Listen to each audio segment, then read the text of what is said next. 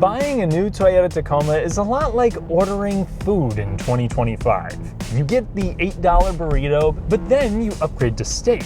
You add some guac, you get chips with a drink. Before you know it, you need special financing to afford it.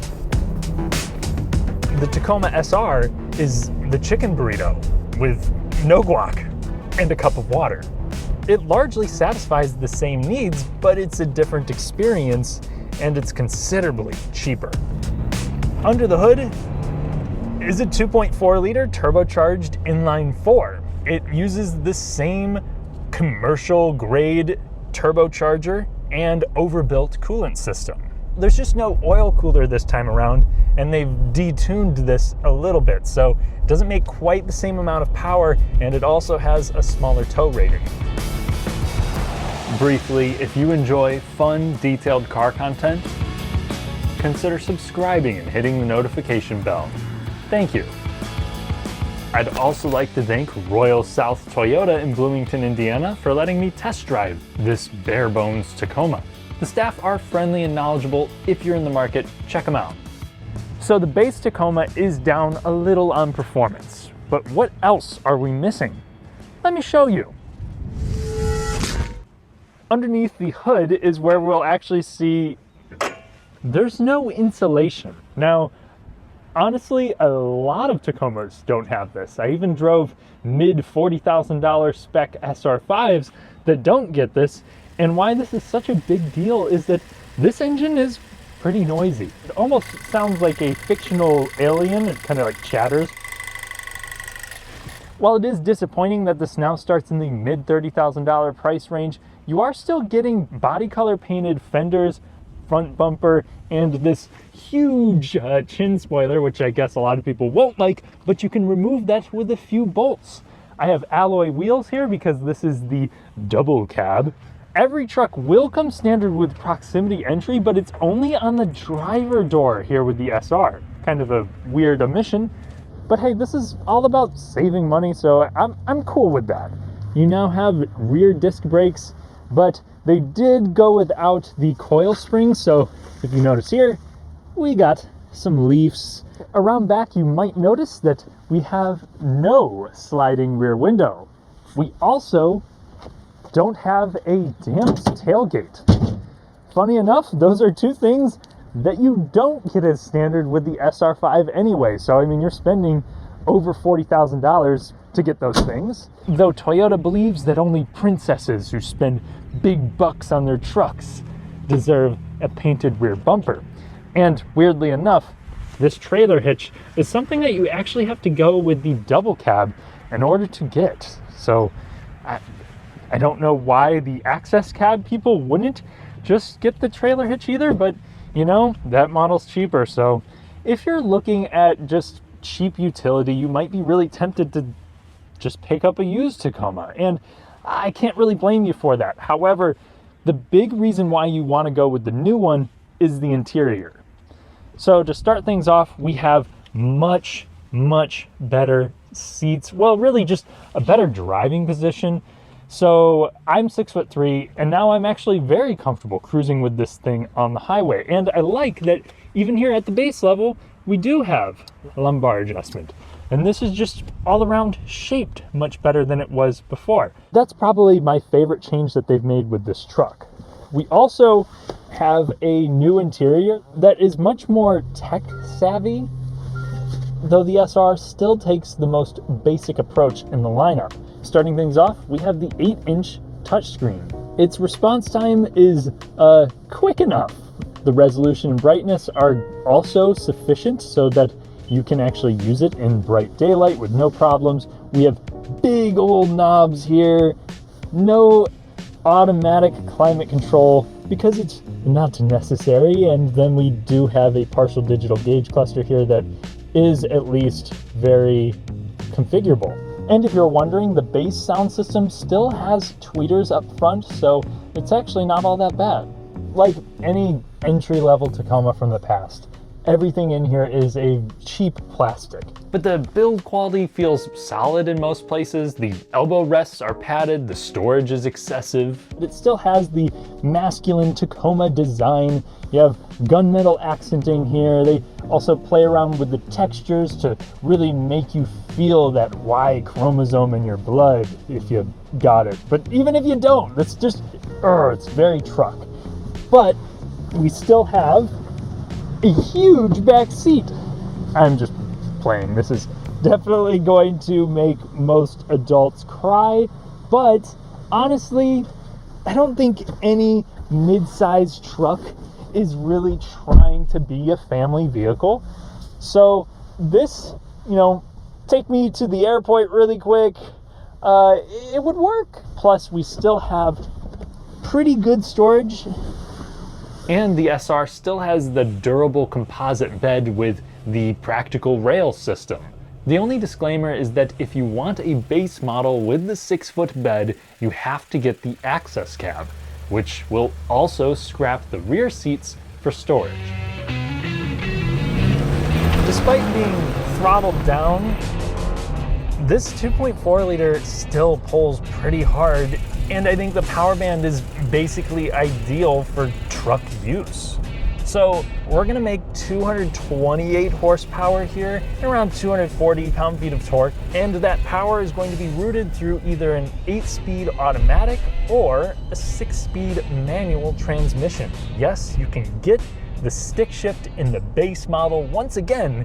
However, if you do go with the manual, they just give you the upgraded engine anyway. So you get that oil cooler, you get the higher tow rating, but they do actually chop off like 8 horsepower. Not because of a weakness with the transmission, but instead because of crankshaft hammering, which I didn't know what that meant. So I looked it up, but the gist of it is that with a manual transmission, you can kind of dump the clutch, you can put more of a load onto the bottom end of the engine. So Toyota decided to take a little bit off the top output of the engine to keep it from potentially hurting itself. At least that's what I was gathering. If there are any engineers, especially from Toyota, that want to add any details to that, please do. But moving past that nuance, I'm happy that Toyota still makes this thing with 3 pedals. That model can only be had with 4-wheel drive, and due to its added capabilities there, you're gonna pay more for it. The automatic is cheaper, and with 2 extra gears, it should also be more efficient. Step on the gas a little bit, and you get some turbo whistles, followed by the comforting sounds of a mid-2000s Camry engine. Yet it accelerates with ease. Between 2,000 and 4,000 RPM, it has plenty of power. You really don't need to rev this thing out in order to pass. I used to own a 2nd gen with the old 2.7 liter 4-cylinder that this model replaces, and it's in a different universe of relaxed. What about the reliability? People have written this thing's obituary already, but in its first few years of use in the Toyota lineup, there haven't been any common issues with this engine. It's also based on the A25A 2.5 liter, an engine that has been in the Toyota lineup for quite some time. It uses more of an old school vacuum operated wastegate, port and direct injection, so carbon buildup on the intake valves should not be an issue. We need more time to make a conclusion on this engine, but so far I'm optimistic. This transmission, on the other hand, the 8-speed automatic, I have seen a good amount of NHTSA complaints on them, and Consumer Reports also shows these flaws. However, no such issues have been reported in the 40+ owner reviews on Cars.com or Edmunds, which tells me that this problem might not be too widespread among the 200,000 4th-gen tacos on the road. Underneath, we are also rocking a fully boxed frame that Toyota says is more corrosion resistant, so I'm glad that we're on a new frame now. But do note that this fully boxed setup is going to be more expensive. Here with the base model, you're gonna have, again, those leaf springs, and yeah, it does make a difference. It is definitely more jittery, and it's not like the regular Tacoma was really that great to begin with. I feel basically all of the road very well. Going over a bumpy road, most things don't crash their way into the cabin, but potholes will be particularly annoying. I think the traditional pickup buyer won't have any issue with this, but this is not tailored to the lifestyle truck guy. Neither is the handling. Any new Ford Ranger is going to handle better than this. The steering here is predictably numb and disconnected feeling. Doesn't really build up a whole lot in weight. It's not too slow to react. I don't feel like it's as clumsy as the 3rd gen truck was, and I'm sure that was Toyota's goal here. The body roll, the steering, it all feels manageable, and we don't have any huge brake dive. So overall, if you can tolerate knowing the road surface on a more personal basis, I think that you'll find this to be a pretty well-mannered truck. I think your average tradesman will have no qualms with the drivetrain either. My truck here is rear-wheel drive. It does come with Toyota's Auto LSD, so if I'm getting stuck, I can shut off the traction control and it will try to mimic a limited slip differential through using the brakes, something that is helpful. But if you're worried about getting stuck on more of a regular basis, maybe just go with the 4-wheel drive model. It'll cost you a few grand more, but it'll also help this hold its value better. Yes, it does not come with a rear locker or the availability for like a full-time setup like you could get with the Tacoma Limited. This is not a truck that's designed to go through dedicated off-road trails, but I can't see any Forest Service road that I've encountered stopping this thing.